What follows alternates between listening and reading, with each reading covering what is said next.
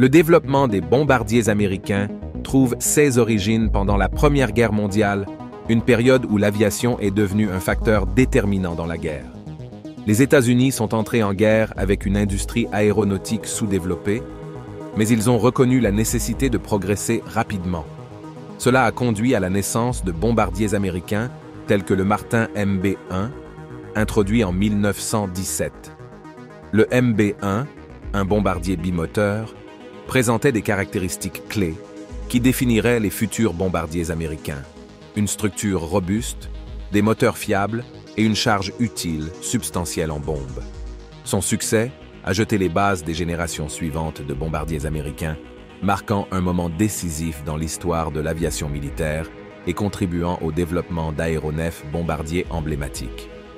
Rejoignez-moi pour explorer le nouveau bombardier laser furtif américain qui détruira la Russie en 3 secondes. Le déclenchement de la Première Guerre mondiale en 1914 a présenté une opportunité unique à la Glenn L. Martin Company de démontrer les capacités de leur nouveau bombardier.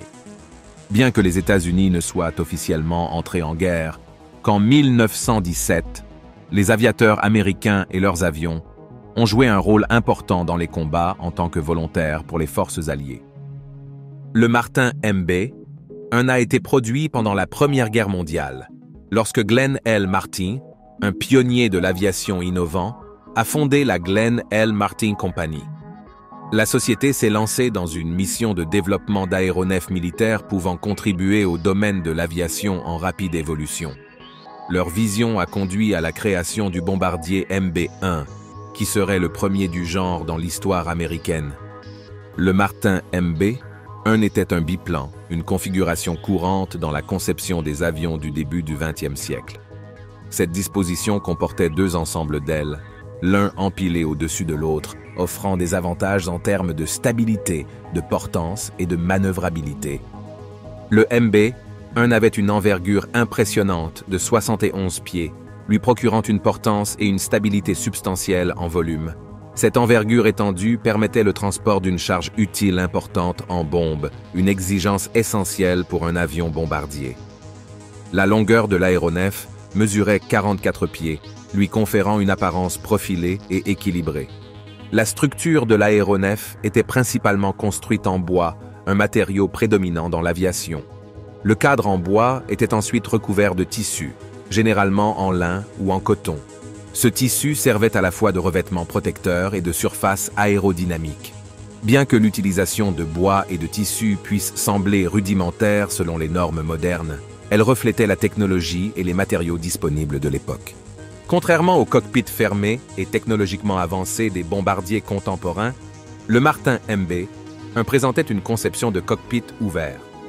Ce choix de conception signifiait que le pilote et les artilleurs étaient exposés aux éléments et aux rigueurs du volume en haute altitude. Les membres d'équipage nécessitaient un équipement de volume spécialisé pour résister aux conditions difficiles, mettant en lumière la nature pionnière de l'aviation précoce. Le MB était propulsé par 2 moteurs Liberty V12.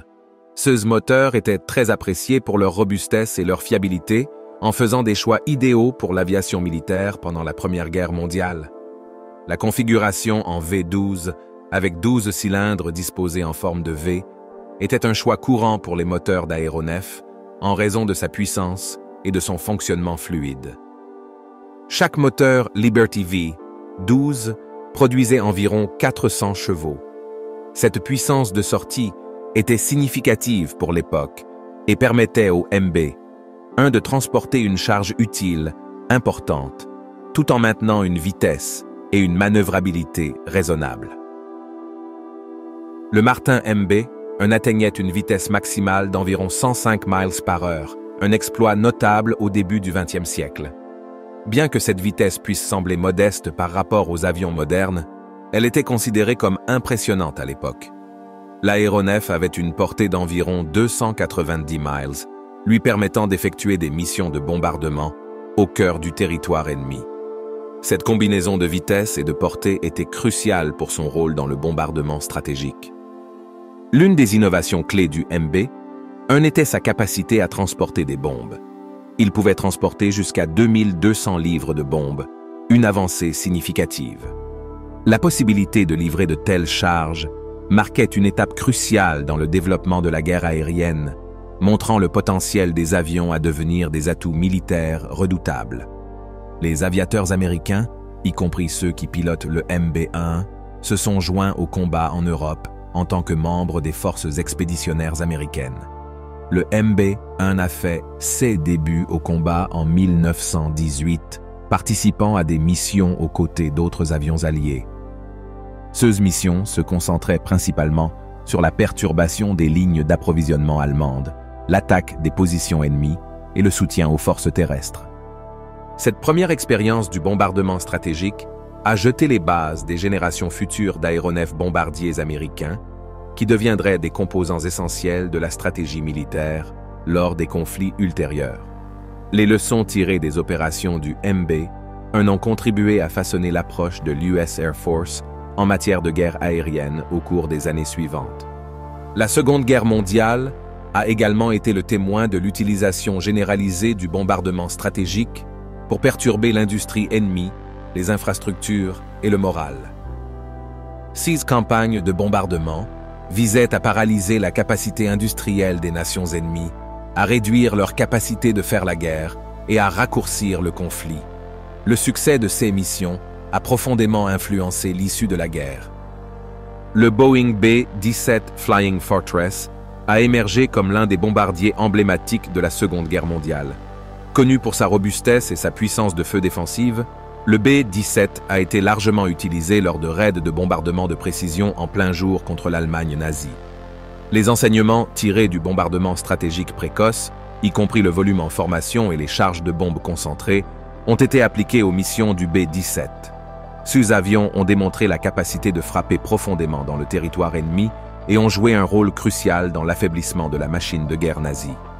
Le Boeing B-29 Super Fortress représentait une avancée dans la technologie des bombardiers. Il était le premier bombardier capable de voler à haute altitude, échappant à la portée des chasseurs ennemis.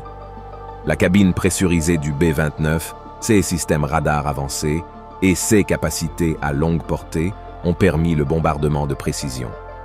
Notamment, le B-29 a été utilisé pour larguer des bombes atomiques sur Hiroshima et Nagasaki, conduisant à la reddition du Japon. Ces missions ont été un témoignage de la culmination des enseignements tirés des premiers jours du bombardement stratégique et ont souligné la puissance dévastatrice des bombardiers modernes.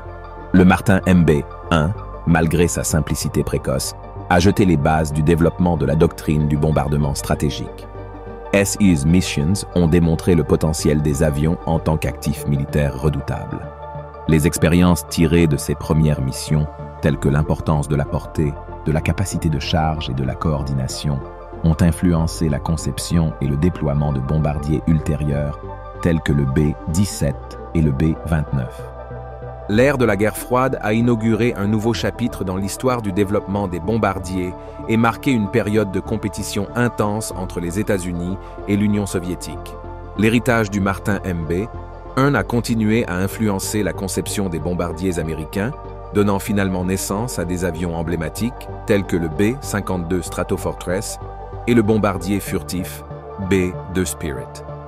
Ces avions, équipés de technologies de pointe et de la capacité de livrer des charges nucléaires, soulignaient la signification durable des bombardiers stratégiques dans la défense nationale. La guerre froide a été caractérisée par une tension politique et une rivalité militaire entre les États-Unis et l'Union soviétique. Les deux superpuissances ont reconnu l'importance des bombardiers stratégiques comme moyen de dissuader l'agression et de projeter leur puissance à l'échelle mondiale. Les bombardiers sont devenus un symbole de puissance militaire et ont joué un rôle central dans la dissuasion nucléaire. Le Boeing B-52 Stratofortress, introduit dans les années 1950, est devenu une icône durable de la puissance militaire américaine.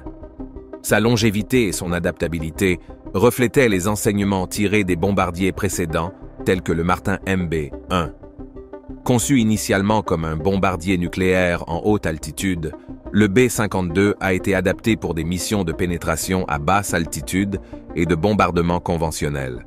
Sa polyvalence et sa capacité à transporter diverses munitions en ont fait un pilier de la puissance aérienne stratégique américaine tout au long de la guerre froide. Le Northrop Grumman B-2 Spirit, introduit au début des années 1990, représentait une autre avancée dans la technologie des bombardiers. S'appuyant sur l'héritage des bombardiers précédents, le B-2 incorporait une technologie furtive avancée, le rendant presque invisible au radar. Cette capacité permettait au B-2 de pénétrer dans des espaces aériens fortement défendus et de fournir des frappes de précision avec des munitions nucléaires ou conventionnelles.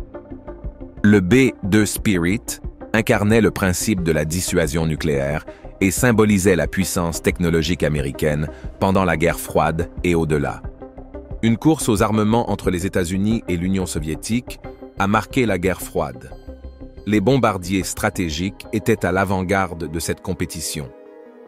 Les deux nations cherchaient à développer des bombardiers plus rapides, plus capables et plus technologiquement avancés. Le développement et le déploiement constant de ces avions servaient de moyen de dissuasion contre l'utilisation d'armes nucléaires. Même au XXIe siècle, l'influence du Martin MB continue de résonner dans la conception et le fonctionnement des bombardiers américains. Bien que les bombardiers d'aujourd'hui soient nettement plus avancés et sophistiqués, le concept fondamental de fournir des frappes de précision sur de longues distances reste une mission centrale. Le rôle de pionnier du Martin MB-1 dans le bombardement stratégique a ouvert la voie au développement du B-1B Lancer et du B-21 Raider, mettant en évidence l'héritage durable des contributions visionnaires de Glenn L. Martin à l'aviation. Le concept de fournir des frappes de précision sur de longues distances est au cœur des opérations des bombardiers au XXIe siècle. Cette mission, visant à neutraliser des cibles de grande valeur avec des munitions de précision, trouve ses racines dans la doctrine du bombardement stratégique pionnière du Martin MB-1 pendant la Première Guerre mondiale. Bien que la technologie et les tactiques aient évolué de manière significative, le principe fondamental du bombardement stratégique reste inchangé. Le B-1B Lancer est un bombardier stratégique supersonique exploité par l'United States Air Force, USAF. Initialement développé comme un remplaçant du B-52 Stratofortress, il arbore une conception d'aile à géométrie variable, lui permettant d'optimiser et performance pour divers profils de mission. Avec la capacité de voler à des vitesses supersoniques dépassant Mach 1 et de maintenir des vitesses subsoniques élevées, le B-1B offre des capacités de réponse rapides. Ce bombardier a une portée impressionnante et une capacité de charge utile, accueillant diverses munitions, y compris des bombes nucléaires et conventionnelles, des missiles air-sol et des munitions guidées de précision. Bien qu'il ne soit pas un avion furtif, il intègre des fonctionnalités pour réduire sa section radar et renforcer sa survie dans un espace aérien contesté. De plus, des systèmes avancés de guerre électronique renforcent ses défenses. Le B-1B remplit de nombreuses missions, notamment la dissuasion nucléaire stratégique, le soutien aérien rapproché, l'interdiction et les opérations maritimes. Il a été déployé dans de nombreux conflits, démontrant ses capacités de frappe de précision dans des missions conventionnelles et de lutte contre le terrorisme. Essentiel à la dissuasion stratégique américaine, il peut livrer des armes nucléaires si nécessaire. Les efforts de modernisation ont amélioré ces systèmes avioniques et de communication avec des mises à niveau futures prévues, y compris des améliorations de moteurs et une nouvelle intégration d'armes. Avec sa portée mondiale et sa capacité de déploiement rapide, le B-1B Lancer reste un composant polyvalent et essentiel de l'arsenal de l'USAF, soutenant la défense nationale et la projection de puissance à l'échelle mondiale. Mais dans la tentative la plus récente de repousser les limites entourant les bombardiers, le secrétaire à la Défense des États-Unis a révélé un bombardier furtif révolutionnaire, capable d'anéantir un continent entier en seulement 3 secondes. Cet avion remarquable représente une merveille de l'ingénierie et de la technologie contemporaine. L'avion est accessible à seulement 10 individus dans le monde entier, a mis plus de 3 décennies à se développer et a entraîné un coût de 50 milliards de dollars pour les contribuables américains. Le B-21 Raider opère à 1103 km/h, s'affirmant comme l'un des avions les plus rapides jamais construits. Ce qui le distingue, c'est qu'il est contrôlé de manière autonome, armé d'un laser d'une précision extrême, et possède la capacité de déchaîner un bombardement massif dévastateur, ou même d'effectuer une frappe nucléaire contre les adversaires. Cet avion possède une valeur qui dépasse 2 fois son poids en or, et ses capacités de combat sont suffisantes pour dévaster plusieurs villes en une seule mission. Contrairement aux avions de chasse, dont la mission principale est la défense et l'interception, la création du B-21 Raider par Northrop Grumman visait la dissuasion, car peu seraient assez audacieux pour défier une nation équipée du bombardier supersonique B-21 Raider indétectable. Les esprits les plus brillants du Pentagone ont investi la totalité de leur expertise et de leurs années de vie dans le développement de cet avion. Dans les années 1980, les États-Unis ont introduit le bombardier B-2 Spirit, visant à créer un avion furtif et rapide, capable de transporter des armes nucléaires dans le monde entier. Ils l'ont conçu avec des surfaces inclinées uniques et sans éléments verticaux pour réduire sa visibilité radar. Cependant, ce design avait un problème. Le revêtement furtif était vulnérable à l'humidité, le rendant inefficace par temps de pluie. Cela a conduit à des améliorations des revêtements furtifs, bénéficiant au B-21 Raider. Le B-21 Raider dispose de systèmes de défense avancés, y compris des lasers développés par Lockheed Martin. Ces lasers peuvent protéger l'avion contre des menaces telles que des drones et des bateaux rapides. Le système de défense laser stratifié combine plusieurs faisceaux laser en un faisceau puissant capable de découper l'acier. Les lasers n'ont pas besoin de munitions, contrairement aux armes traditionnelles, les rendant plus sûrs pour l'équipage. Le laser agit également comme un télescope haute résolution pour suivre et évaluer les dommages sur la cible. Cette protection avancée rend le Raider presque impénétrable aux adversaires, tout en livrant son arsenal dans le monde entier. Le rôle principal du bombardier est de transporter des bombes nucléaires avec précision. Il peut contourner les défenses ennemies, atteindre des cibles critiques, intercepter des missiles avec ses lasers et larguer une puissante bombe de 3 tonnes. Il peut également effectuer des bombardements massifs en dispersant 40 petites bombes en plein volume, dévastant rapidement de grandes zones. Pour des missions précises, il dispose de bombes guidées par un système radar caché, assurant la précision. Étonnamment, un concurrent émerge sous la forme de la Chine, qui se prépare actuellement au premier volume de son bombardier furtif, connu sous le nom de H-20. Cet avion est conçu comme un bombardier stratégique, avec des technologies pour réduire la détection radar. L'armée de l'air chinoise vise à acquérir un avion redoutable capable de réaliser des vols ininterrompus sur 10 000 km, tout en transportant une charge utile de 10 à 20 tonnes. Notamment, le H-20 devient le 3e bombardier furtif au monde à adopter une conception en aile volante, suivant les traces du B-2 Spirit et du B-21 Raider. Les sources d'inspiration pour les ingénieurs chinois sont évidentes lors de l'examen du H-20.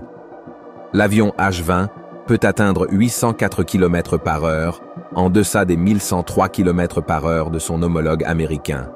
Alors que le H-20 revendique une portée maximale de 10 000 km, le B-21 peut couvrir 1200 km supplémentaires sur un seul plein de carburant. De plus, le bombardier chinois a besoin des capacités laser de son homologue américain, résultant en un armement inférieur. Enfin, le B-21 Raider détient un avantage substantiel en tant qu'avion entièrement sans pilote, le distinguant du H-20. En effet, le bombardier américain fonctionne essentiellement comme un drone avancé. La position de l'avion en volume reste sous surveillance constante par un système électronique avancé connecté à chaque surface et moteur. L'intelligence artificielle avancée joue un rôle crucial, permettant au Raider de fonctionner en 2 modes, l'un avec un pilote humain et l'autre entièrement dépendant de l'IA, éliminant l'intervention humaine. Ces capacités permettent le déploiement de l'avion dans des combats intenses sans mettre en danger la vie d'un pilote. De plus, l'intelligence artificielle reste constamment opérationnelle, dépourvu de fatigue et immunisé contre les erreurs humaines. La navigation du B-21 dispose d'un système tactique amélioré, développé par Rockwell Collins, simplifiant les responsabilités du pilote et assumant certaines fonctions de contrôle. Un système de communication par satellite appelé LinkSAS, souvent surnommé le Sky Internet, a été intégré pour la transmission des données. Ce système possède la capacité de transmettre de vastes quantités de données, transformant efficacement le raider en un centre de commandement central pour la coordination avec d'autres avions et drones. L'idée d'un bombardier sans pilote armé de capacités nucléaires suscite à la fois fascination et appréhension. Actuellement, le B-21 Raider semble très prometteur. Cependant, comme tout avion, il a ses limites et les défis potentiels sur son chemin restent incertains. S'il rencontrera un destin similaire à son prédécesseur, qui, malgré sa sophistication technique, ses capacités furtives et ses installations de stockage classifiées, n'a pas obtenu une faveur généralisée au sein de l'armée, reste à voir. Néanmoins, le nouveau B-21 Raider détient un potentiel incroyable grâce à son armement laser, sa vitesse remarquable et sa dépendance à l'intelligence artificielle, le positionnant comme une arme véritablement redoutable. Les États-Unis ont également reconnu la nécessité de munitions de pointe pour le bombardier B-21 Raider. Des milliards de dollars ont été alloués du budget, non seulement pour des plateformes de combat avancées, mais aussi pour des projectiles intelligents. La munition d'attaque directe commune à laser est un système de combat de haute précision qui exploite à la fois le GPS et le guidage laser pour cibler et engager des objectifs mobiles, convertissant efficacement les bombes non guidées ou DUMB en munitions de précision, toutes conditions météorologiques avec un niveau exceptionnel de précision.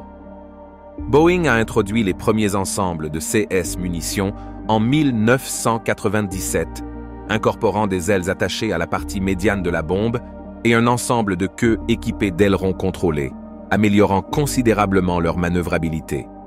Le système intégrait également un ordinateur et divers instruments de navigation.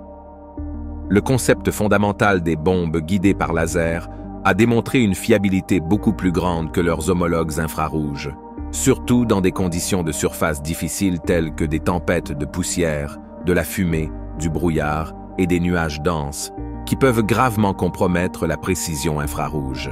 La recherche, le développement, les tests et l'évaluation d'une version améliorée de la JDAM ont commencé en 1992 pour relever ces défis. Malgré le scepticisme initial concernant l'utilisation du GPS, l'US Air Force a lancé le programme de démonstration conceptuelle opérationnelle de la JDAM à la base aérienne d'Eglin pour valider la faisabilité du concept et sa viabilité technique. Des entrepreneurs tels que McDonnell Douglas, Honeywell, Javert Drop Technology et Interstate Electronics Corporation ont été engagés pour aider à démontrer l'efficacité des munitions guidées par GPS. ChatGPT. En 1993, la première version d'une JDAM équipée d'une guidance INS-GPS a été publiée, engageant efficacement une cible située à 26 822 mètres de l'avion. Le programme OCD a réalisé une série d'évaluations dans des conditions météorologiques, des distances et des altitudes variées, atteignant une probabilité d'erreur circulaire de 10,97 mètres.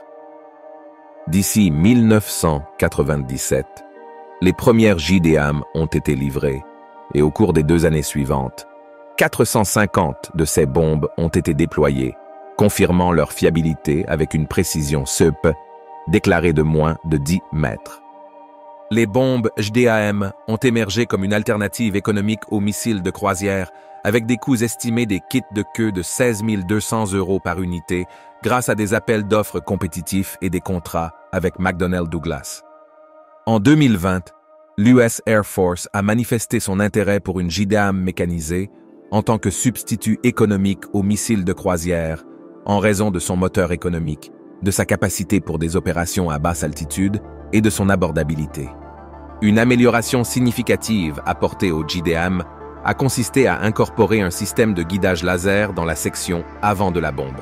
Cette amélioration a considérablement augmenté leur efficacité en leur permettant de cibler et de frapper avec précision des objectifs en mouvement.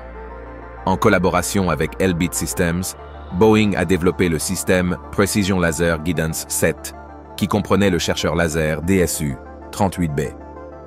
Ces modifications ont ouvert la voie au JDAM pour engager précisément des cibles en mouvement. Les JDAM ont suscité un intérêt international, l'Allemagne devenant le premier client international en 2008, suivi par le Japon et la Corée du Sud. Boeing a collaboré avec des spécialistes coréens pour produire une variante de 907 kg, la JDAM-ER, dotée de kits d'ailes améliorés qui ont triplé la portée tout en maintenant la précision. Boeing a même proposé un kit de queue propulsé par réacteur pour étendre la portée de volume par un facteur de 10.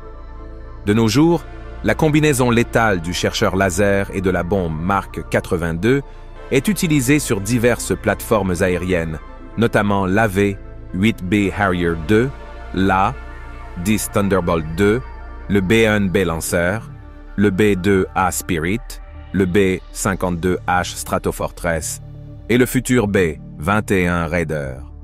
Les perspectives pour les B-21 Raider sont intrigantes, avec des projets d'intégration de systèmes d'armes de pointe. Merci de nous avoir suivis. Pendant que vous êtes encore ici, cliquez sur le lien à l'écran pour découvrir une autre de nos vidéos. À bientôt.